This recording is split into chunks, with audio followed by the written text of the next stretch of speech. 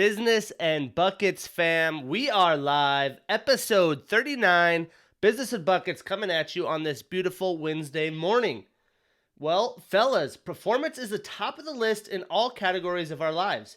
That's why you guys need Counterattack from Fueled Supplements. Their advanced on-cycle and post-cycle standalone formula is so much more than the average testosterone booster. Counterattack combats estrogen production, supports liver, kidney, and health heart, as well as boosts sex drive, energy levels, and lean muscle mass. So let's face it, we all want to feel like a young, energized version of ourselves. We want to increase vitality inside and outside the gym with Counterattack. The misses will thank you guys for it. So don't wait, head to fueledsupplements.com and use my promotion code BUCKETS for 15% off all products except whey protein. Once again, promotion code BUCKETS, BUCKETS, for 15% off. And like I always say, if you guys are buying supplements, check out Fueled Supplements, helping a small business versus the big corporations. It's 2021, that's what it's all about. We gotta work together. But also shout out Josh Morin, happy birthday, helping me out here at Business and Buckets as the first and only sponsor of the Business and Buckets podcast. A little coffee in me, so we could talk some NFL. Lots of things happening in the NFL world. Watched some Hard Knocks last night. A big reason why I didn't record last night, I'm recording today. We also had the NFL Hall of Fame game, my Pittsburgh Steelers beating the Cowboys, whether that game matters at all. For me, I was more excited about the Hall of Fame inductees and the speeches itself. But in some NFL news, we have the Raiders signing Gerald McCoy, getting a big boy to anchor down that defensive line. I like this signing. I think Gerald McCoy still has something left in the tank and still has things to prove. So big move by the Cowboys. He is definitely an NFL veteran. He is 33 years old, so he is a little bit older, but he's had good production, and I think they just need a big body in the middle to make some plays. So big moves by the Raiders with Gerald McCoy.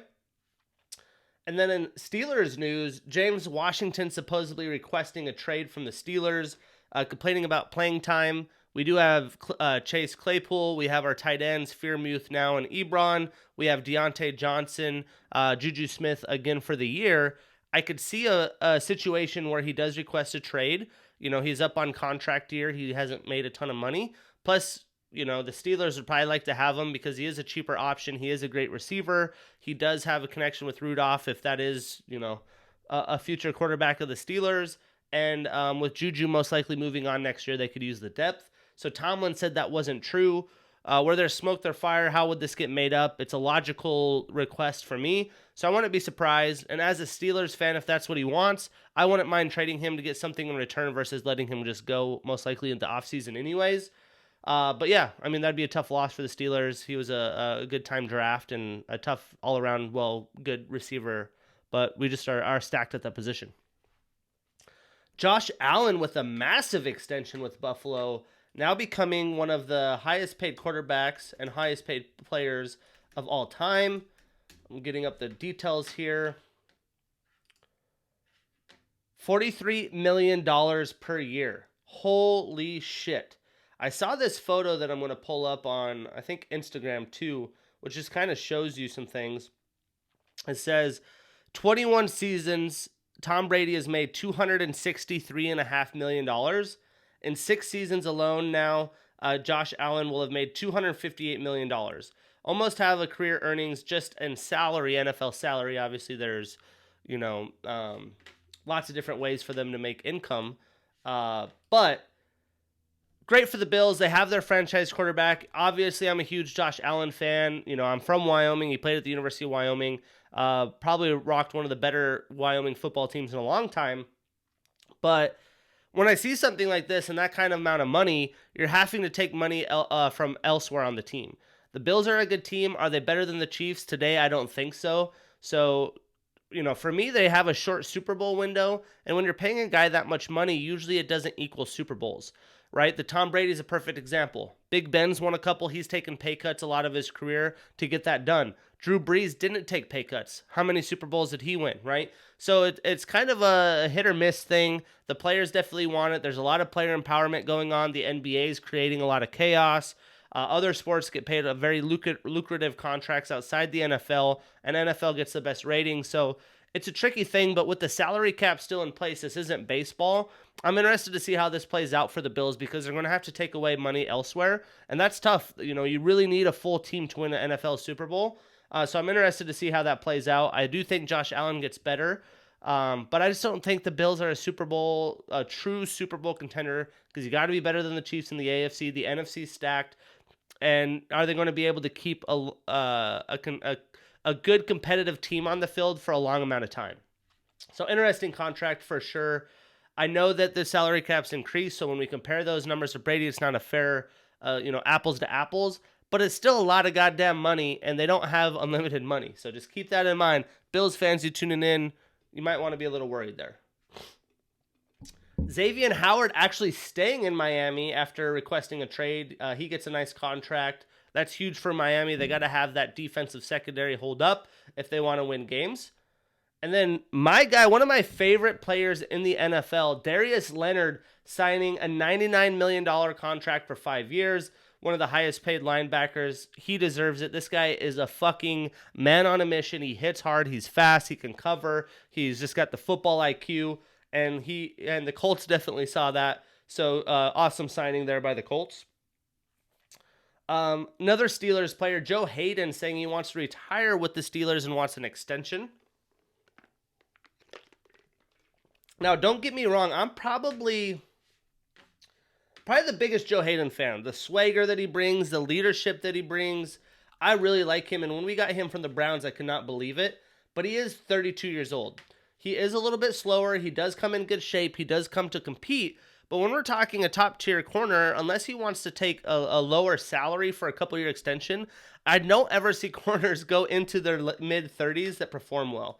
One of the better corners that I could relate to would probably be Richard Sherman in his 30s, just the performance he had with the Niners. Right, he's 33 years old. He's fallen down as well.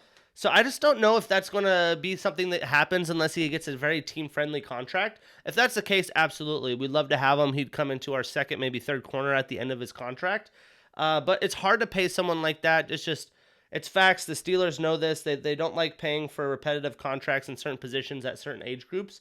And we have to pay TJ Watt the house, which I hope gets done soon. So I don't know how I feel about this. It depends on the money. I hope it happens at a team-friendly contract. If he wants a lot of money, I would be skeptical on giving him that. I hate that. Sorry, Joe Hayden, you're tuning in. Love you, my man. It's just a tough world out there. And then Hunter Henry supposedly missing weeks for the Patriots, nursing a shoulder injury. That's going to be tough, trying to build the chemistry with that offense. Potentially multiple quarterbacks to be playing and starting this year. They also have Jonnu Smith at tight end. So if you're a fantasy football player, I definitely would take risk here. The Patriots do love two tight end sets, but I wouldn't expect him to really pop off based with this injury until a lot later in the season. And also another Steelers news. TJ Watt holding out. He hasn't been practicing in training camp till he gets his extension. Rooney talked about that being a high priority. Tomlin does. As a Steelers fan, we know that's a priority. I'd expect it to get done. We're talking record-breaking numbers here, so I imagine it'll take time. But hopefully we could get him on the field sooner than later, get the repetitions in.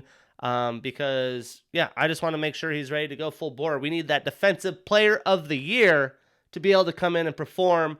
Yes, I know he didn't win Defensive Player of the Year. Aaron Donald did. But goddamn, you look at those numbers, I think he's well-deserving. This isn't a popularity contest. It's a statistical contest.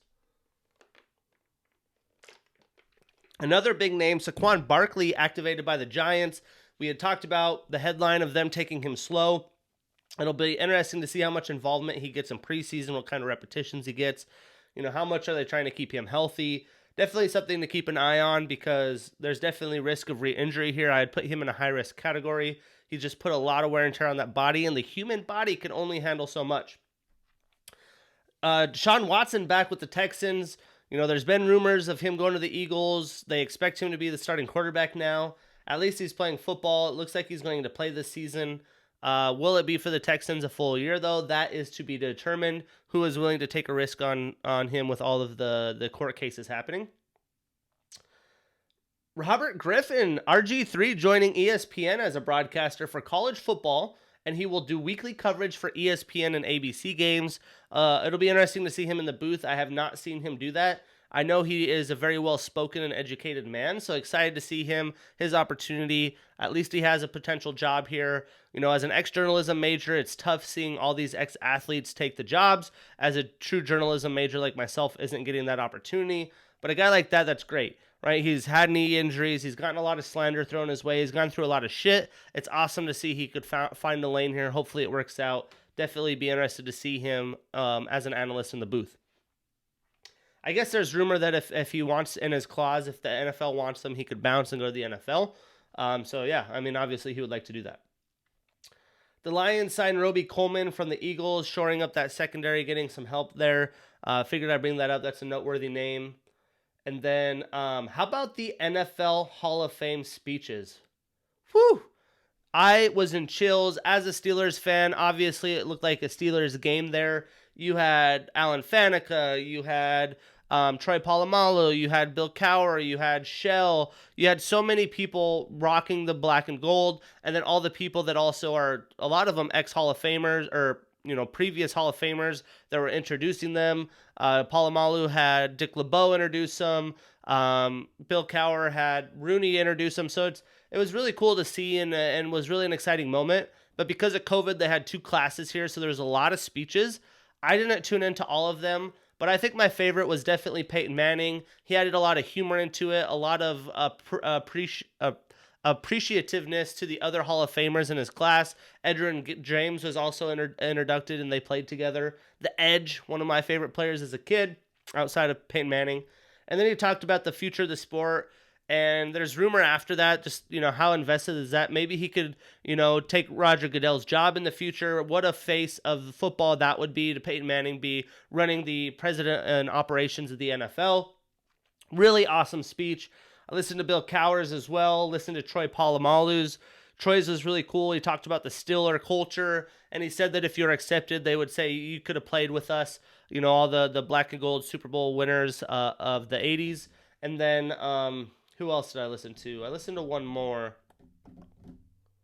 I can't remember. But really good speeches, really clever, really creative thoughts put into those. But if you haven't checked them out, highly recommend checking them out. That's it in the NFL, right? We have the full week of preseason kicking off tomorrow. I believe most of the teams play Thursday. That's usually the case for a couple weeks, and then they start putting them into the weekend. A lot of them will be televised somewhere, ESPN, NFL Network, somewhere, so definitely check that out. But let's switch it up to the fight game. We have some UFC action. We had UFC 265, plus some fight announcements. Alexander Volkov versus Marcin Tybura, which is a good heavyweight bout. A grappler versus a striker will be interesting to see how that plays out. You know, I think I'd probably take Volkov when the time comes to analyze this fight. But nonetheless, another fun heavyweight fight in the mix. Derek Brunson versus Darren Till. What a fun fight this will be. Derek Brunson really looking good of late, and Darren Till's performed at a high level the past few years. We have a fight that I said potentially could happen. Edmund Shabazian versus Nasruddin Imavov, who had just won recently. Did it pretty easily, going to be fighting again this year against a higher-ranked Edmund. And then Chad Mendes coming out of retirement, a guy I always rooted for.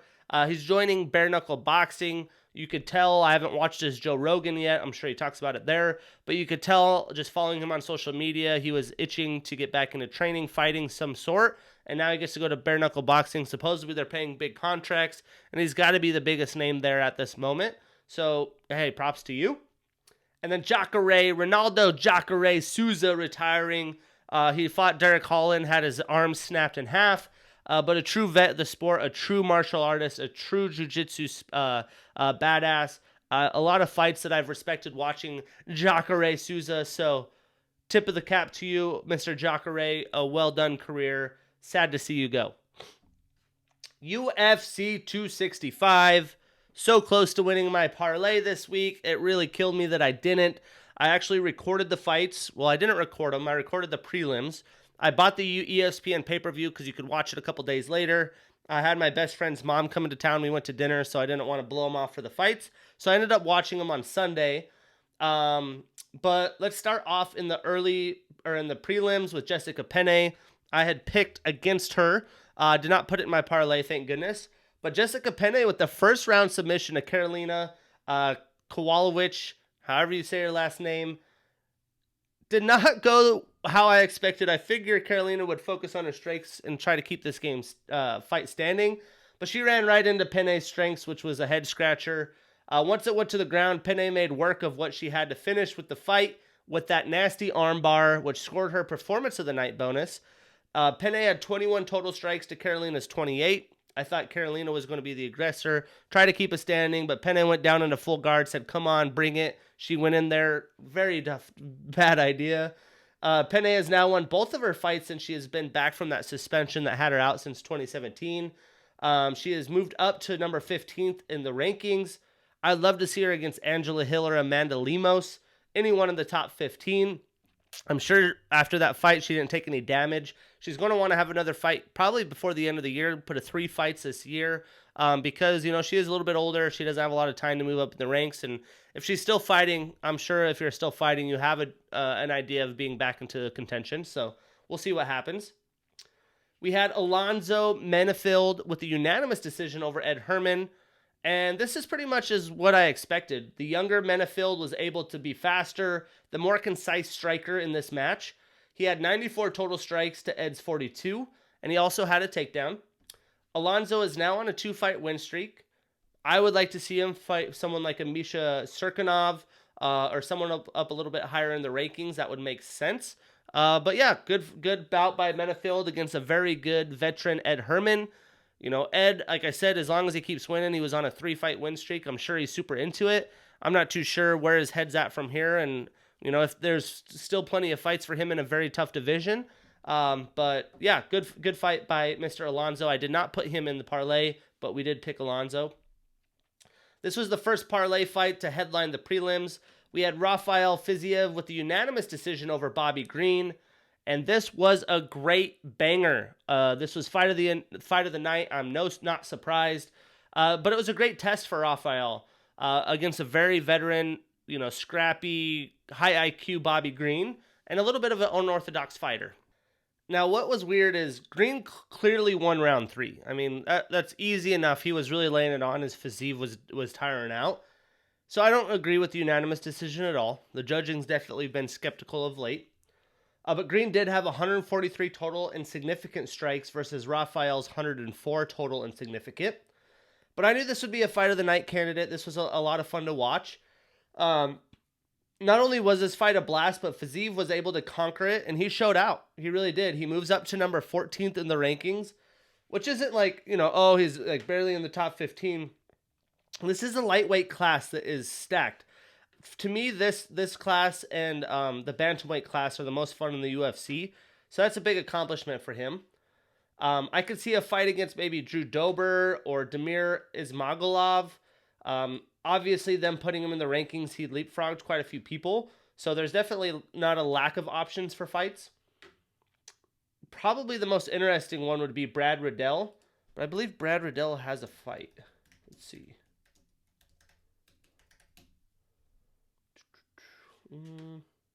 He called out Gregor Gillespie, which would be an amazing fight. So he doesn't necessarily have a fight next. So that'd be fun. But I would assume Fiziev takes some time off. It's not going to be right back in the saddle. Probably fight early next year. Give me a Bobby Green versus Jeremy Stephens, though. Give me that veteran fight. They've never fought each other. Jeremy Stephens got tapped out last fight, but still likes to throw down. That would be a fight for fight fans. So that'd be fireworks. Sean Shelby, Dana White, book that shit up. In the main card, we had Song Yadong with a split decision over Casey Kenny. And what a great way to start the main card. Casey was the aggressor and the guy who pushed the pace.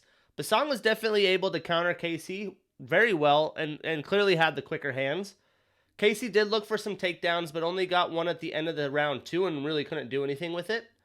This is a very hard fight to judge. I do agree with the Song decision here, even though it killed my parlay, as I picked Casey Kenny because I picked against him last time.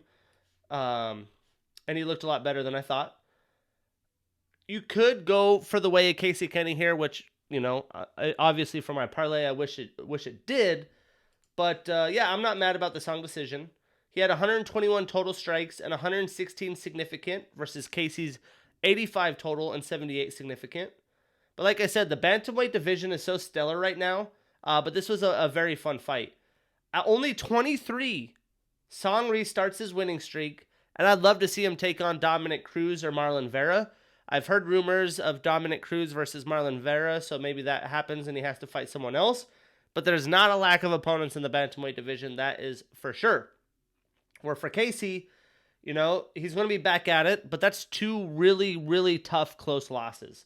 I'd like to see him take on Trevin Jones or Raoni Barcelos. Both of those would be banger alerts for sure. But again, the bantamweight division is yoked. Can't wait to see what happens with these guys. Then we had Tecia Torres with the unanimous decision over Angela Hill. Another pretty predictable fight. This fight wasn't as close as the first one, as the tiny tornado was in total control, and it wasn't as close as the first fight on the main card. She kept Angela at range with her kicks and her body shots, and really Angela wanted to be able to pressure her, put her up against the cage, be able to take her down. But Tecia was very precise. She had great footwork, and her strikes were really just able to land and were definitely causing damage. Hill didn't have the head movement necessary. She kind of stayed in place, which isn't going to get the job done with the tiny tornado. But Tecia landed 166 total strikes and 144 significant, where Angela had 99 total and 96 significant. Hill did get 2 takedowns, but wasn't able to get in position with them. They were more scramble-ish. And Tecia is now on a 3-fight win streak, and she asked after the fight in the post-fight interview for a top 5 opponent. So how about Yang Shinyon or Nina Nunez, as she now moves up to number 9? There's not a lack of opponents here. She has fought a lot of the people in this division. But yeah, it'll be interesting to see what she does next, as she's looked as good as she ever has. Where Angela Hill, she could fight Jessica Penne, or maybe Felice Herrig, as she drops to number 14th in the weight class. And then we had a very interesting fight.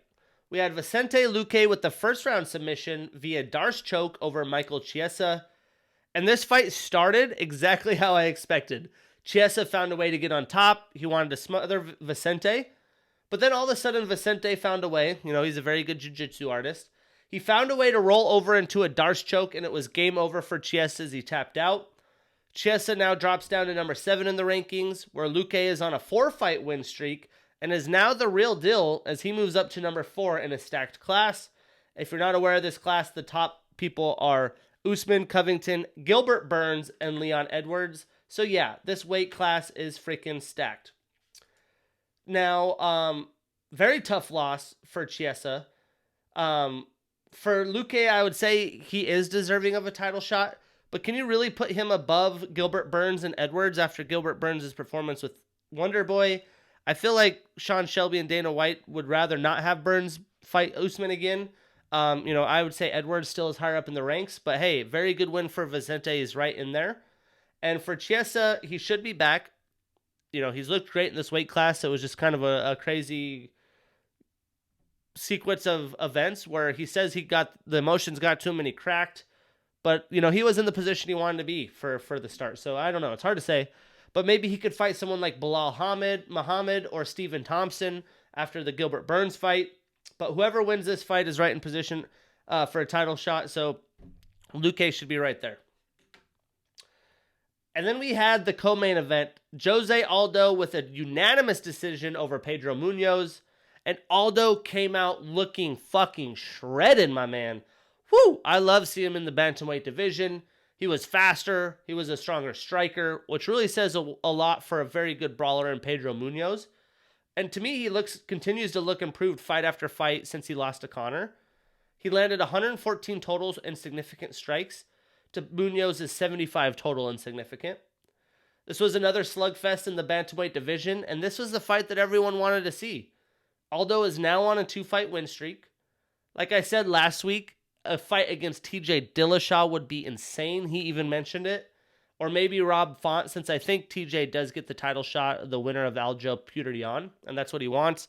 Supposedly he's got to do that knee surgery now. He needs to have eye surgery. So I wouldn't imagine that happens, as Aldo said he would like to do it in December.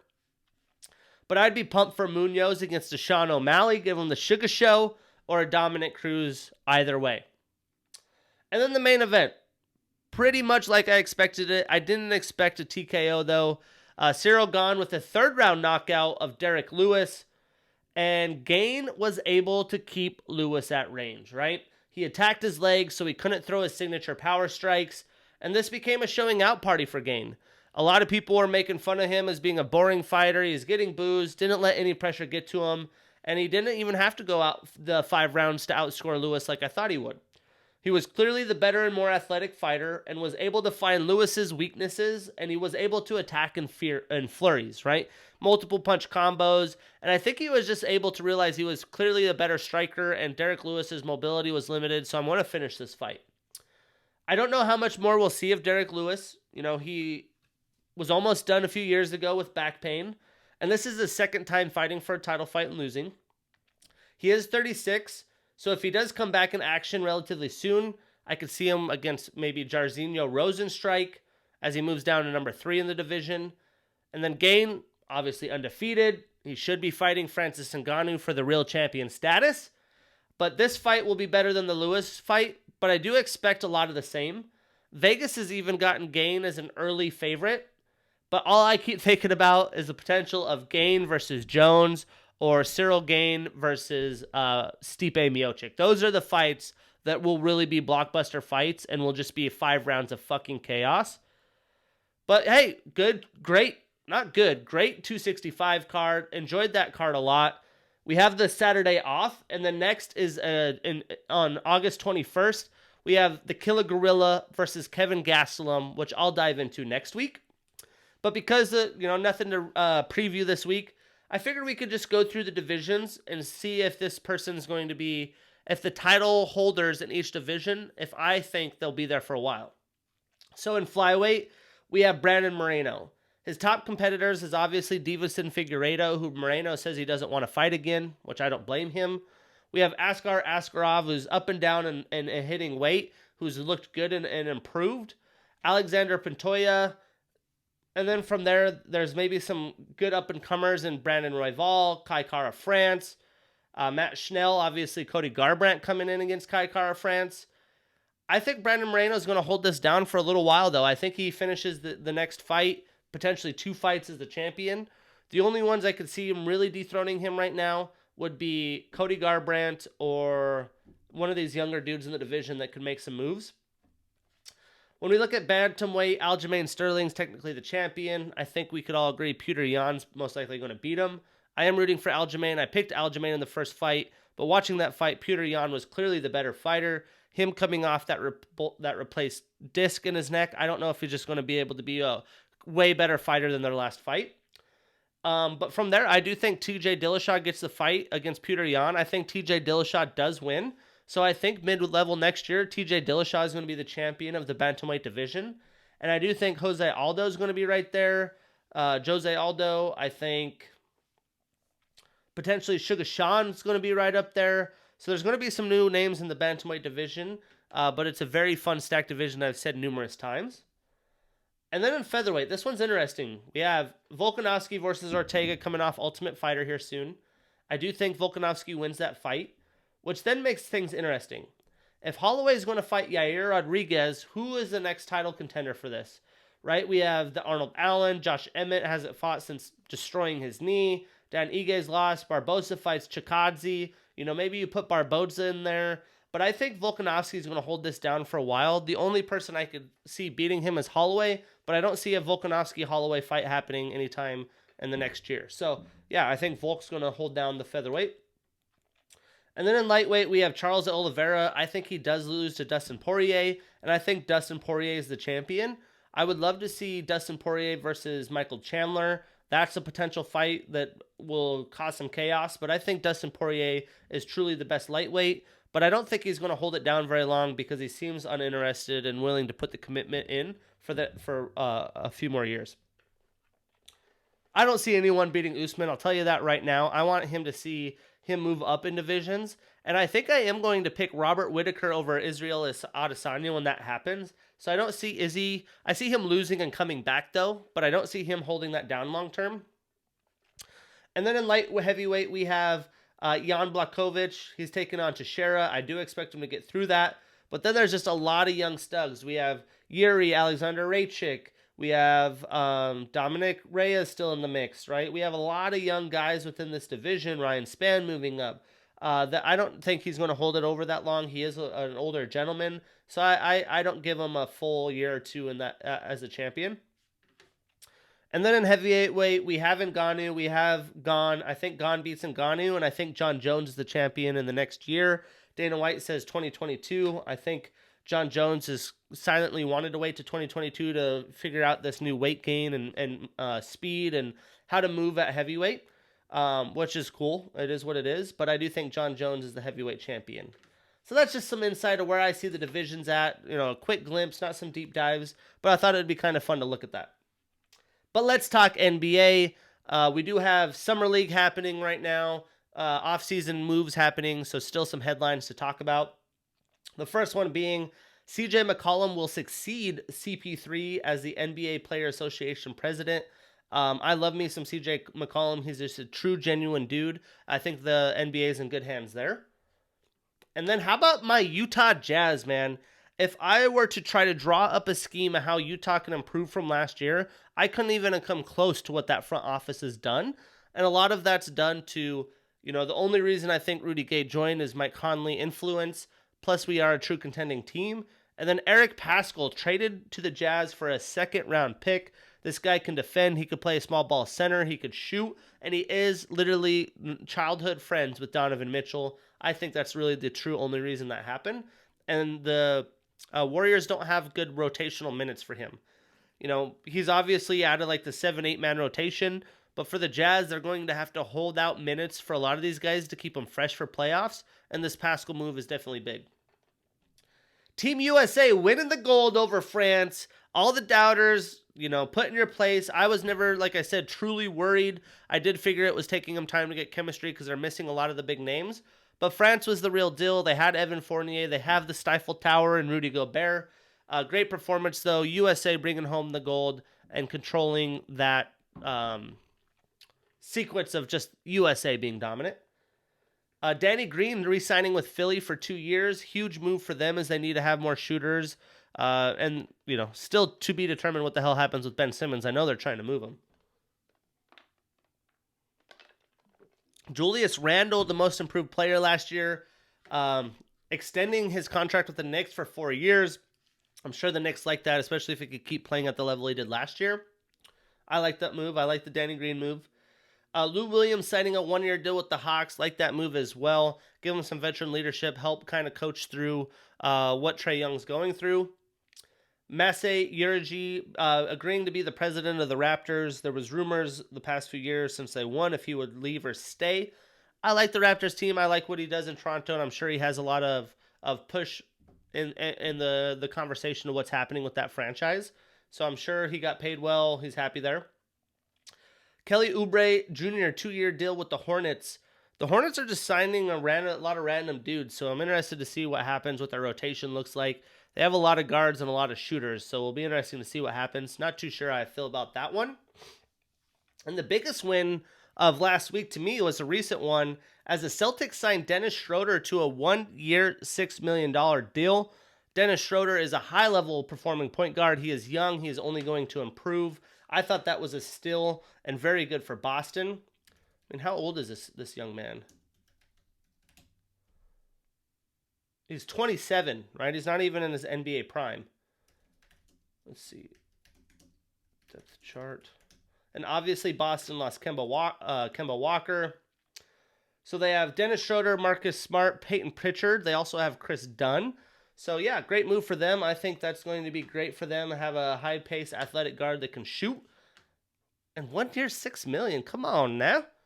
Andre Iguodala returning to the Warriors for a 1-year deal. I don't know. I love me some Iggy. I was so happy when he got the NBA Finals MVP.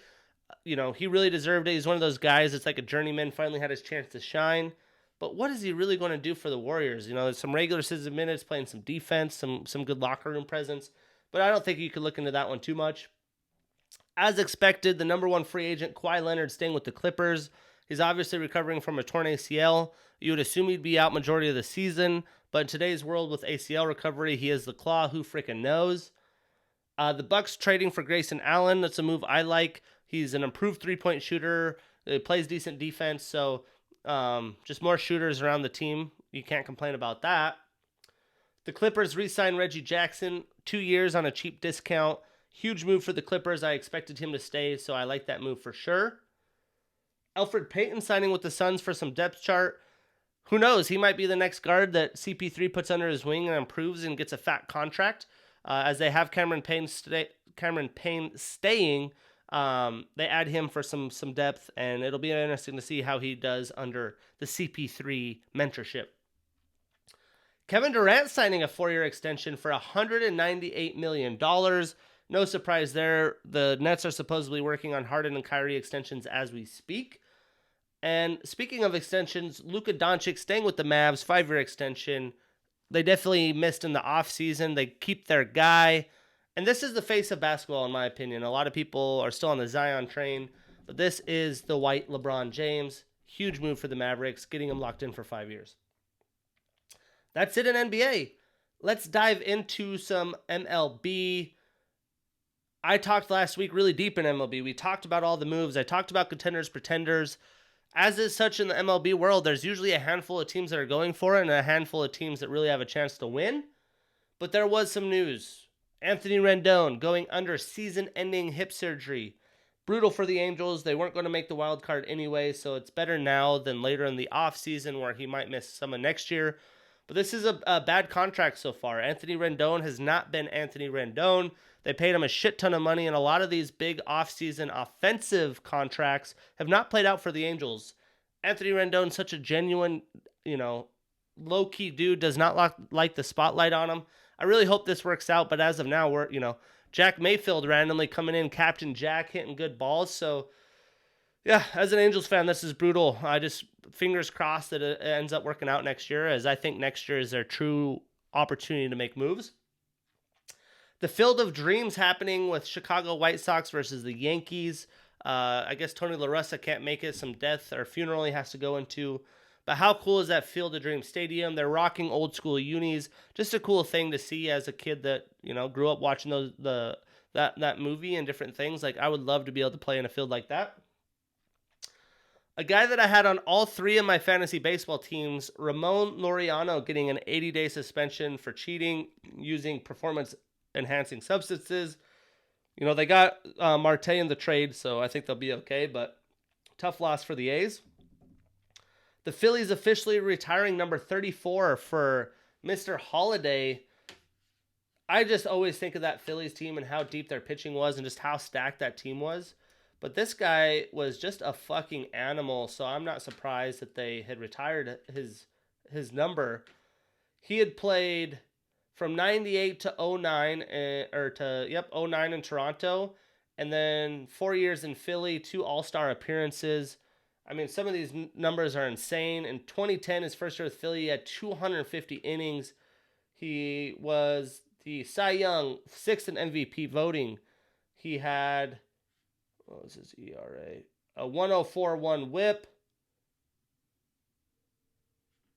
An ERA of 1.67. Like, his stats are just unyear. 16 years in the game. He had 8 All-Star appearances. Was Cy Young twice, second in voting twice. Yeah, I mean, if you know baseball, you know it.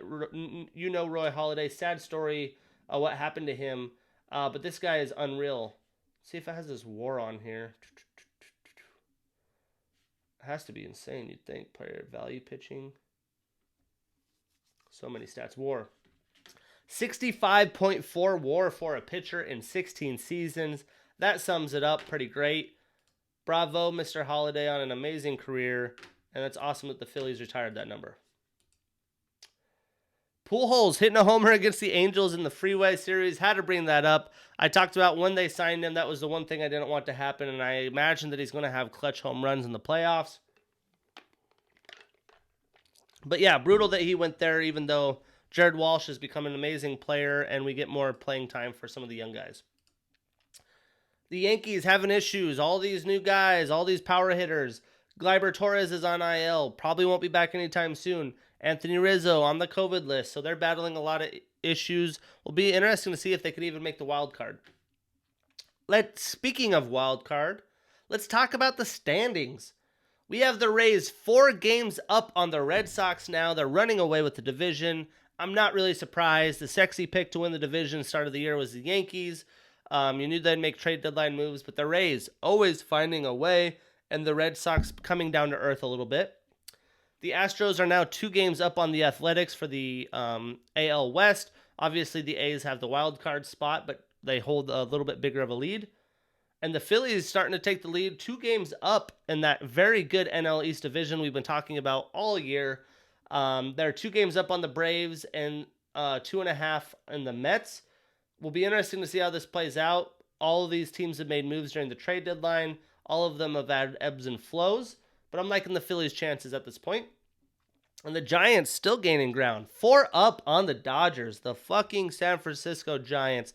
Probably the most mesmerizing team. We've deep dived them. We've talked about them. 4 games now on the very, very deep Dodgers. The Yankees 2.5 back in the wild card. And the Blue Jays 3 games back out of the wild card. Very close there to see how these teams play out. That division is just eating themselves up. And the Reds, surprisingly, only 3 games back from the Padres for the NL wild card. So a little race there to take note of. So let's talk last weekend's matchups. Obviously, the Dodgers beat the Angels 2-1. Glad we didn't get swept. The White Sox sweep the Cubs. The Phillies swept the Mets. Big sweep for them. And a huge sweep for the Blue Jays as they swept the Red Sox. In a very tough AL wildcard battle, the Yankees beat the Mariners 2-1. The Mariners stole the last game of the series to avoid the sweep. And the Giants beat the Brewers 2-1, because why not? The Giants, of course, beating a very good team. So what's up in store this weekend? Not a lot of huge wildcard positioning. Last weekend was definitely more prevalent. Astros play the Angels. Angels try to stay within striking distance, stay above 500. The Reds play the Phillies, as the Reds are trying to chase down the Padres, and the Phillies are trying to stay ahead. We have Dodgers versus Mets and 2 big NL teams battling. And then Blue Jays versus Mariners as they try to stay within distance of the wild card. Outside of that, we're going to close with the Summer Olympics. The Olympics had wrapped up. The 2 things that I was most excited about was USA basketball. They stole the gold. And USA wrestling. I love me some wrestling. Interested to see where these guys go with their career. If any of them try to go into mixed martial arts. But David Taylor, favorite, winning the gold for USA.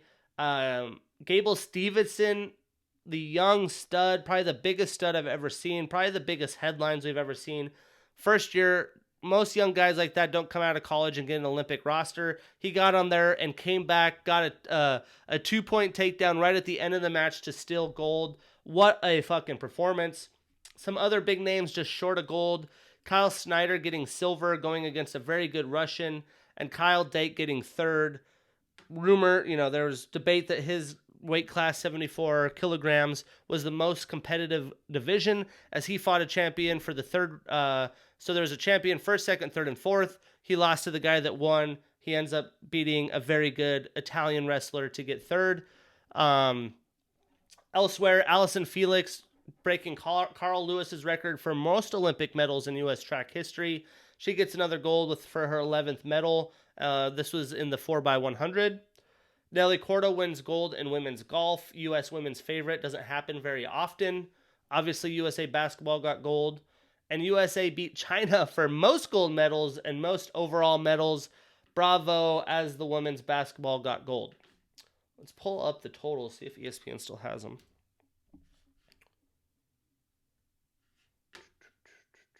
It's over now, so they, of course, cleared up. So USA 113 total medals to China's 88, 39 golds to 38 from China. Every single one of them counted. What a fun race that was. I really enjoyed the Olympics. with the crazy time differences, I didn't get to see a lot of stuff live. I didn't wake up at 2 a.m. for some of the wrestling, but I did get to see some wrestling. I saw the semifinal and final for USA Basketball, so that'll do. Messi leaving Barcelona and chooses PSG with a 2-year deal. They just introduced him yesterday. Lots of craziness going on there. The fact that Messi is out and is with PSG. Episode 39 there for you guys. Right, we'll have probably a couple other quicker episodes coming at you through August until the NFL kicks off. And then we're talking football, baby. I'm so excited. I already forgot. Hard Knocks. Got to talk about that quickly. Good first episode. You got the Dallas Cowboys. They announced, well, Dak Prescott said himself that he ended up having 2 surgeries on his foot. I knew that's no surprise to me, but the fact that he's recovered, supposedly okay, really has me hoping his shoulder's okay. I hate to see players hurt, even if it's different teams, but lots of fun headlines here. I'm excited to see CeeDee Lamb. I'm excited to see Micah Parsons, who literally acts and seems like a child. He's just a young kid out there, still learning the ways. It's going to be a fun season of Hard Knocks. The video production, just everything they do is so well done. 10 out of 10. So definitely tune into that. And check out fieldsupplements.com. If you're buying supplements, use my promotion code BUCKETS, BUCKETS for 15% off. And we'll see you guys next week.